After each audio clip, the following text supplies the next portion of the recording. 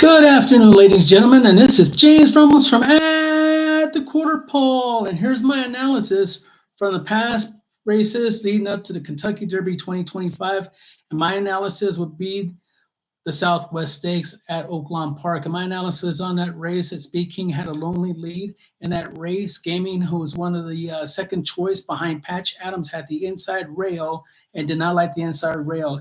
He pulled the jockey out of the bit and just didn't want to settle in and in stride. He's been out of form the last two races, didn't show any ability in the Southwest Stakes, and prior to that ran in Los Alamitos Futurity at Los Alamitos in California and showed not a particularly fine race. The horse that the wise guys pick in the race was Sandman and also Patch Adams. Patch Adams went off as the favorite after a whopping 11 length win in a main special weight with a great figure, speed figure that is.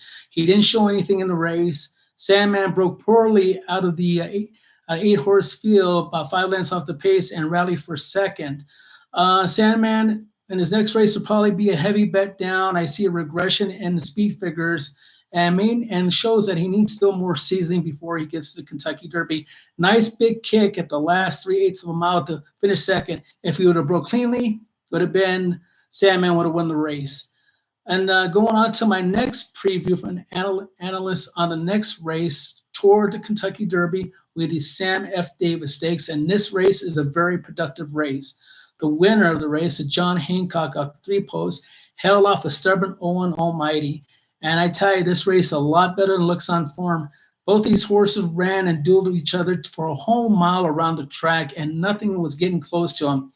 This is preferably a really good, strong race leading to which race? Not as much the Kentucky Derby, but more so for the Preakness Stakes. The reason for it being the Preakness Stakes is a shorter race than the mile 3/16 over the mile 1/4 Kentucky Derby, and I like to see both these horses run the Preakness Stakes.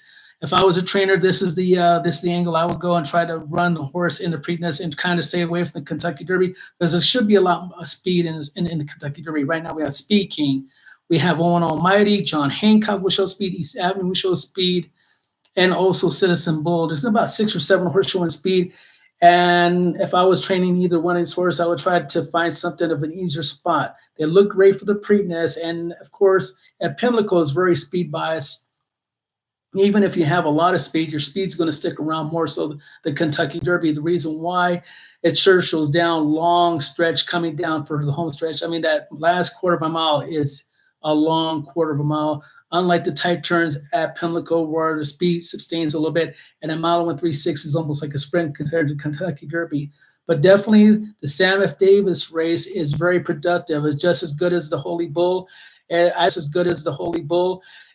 never seen the Sam F. Davis being this productive in years. I was really excited about the race, seeing it on YouTube on a replay that I'm going to probably see 2 or 3 more times. But the way they stuck it out each other, battling all the way through the wire between Owen Almighty and also John Hancock, you have to take these 2 horses seriously. Now, if they do run in the Kentucky Derby, I'll be looking for a longer price. Why? They do have speed, but they could be followed by other speed horses where it compromises them at the end of the race. And then you're looking at where's the closest coming out if they're all tired out at the last quarter of a mile.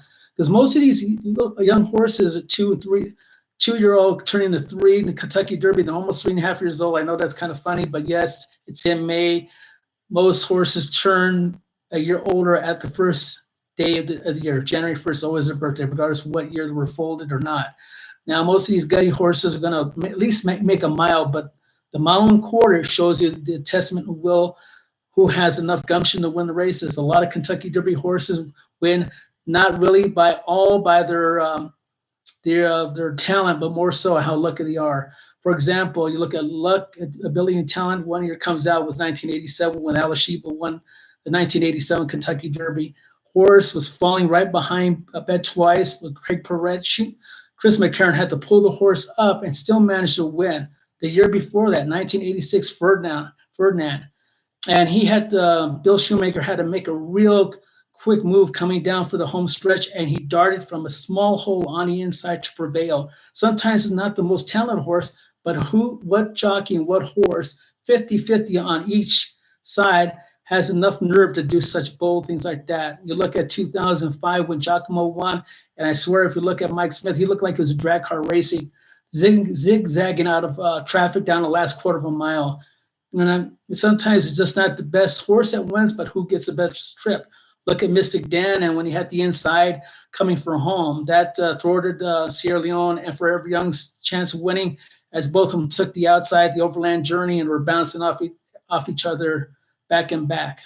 So there's always not the talent, ladies and gentlemen, also the guts and determination of the jockey and the great horse, the thoroughbred horse. And this is all I have for my analysis today for it's going to be February 13th of 2025. And this is James Ramos at the quarter pole. We're winning and history. We're neck and neck. Have a good afternoon, folks.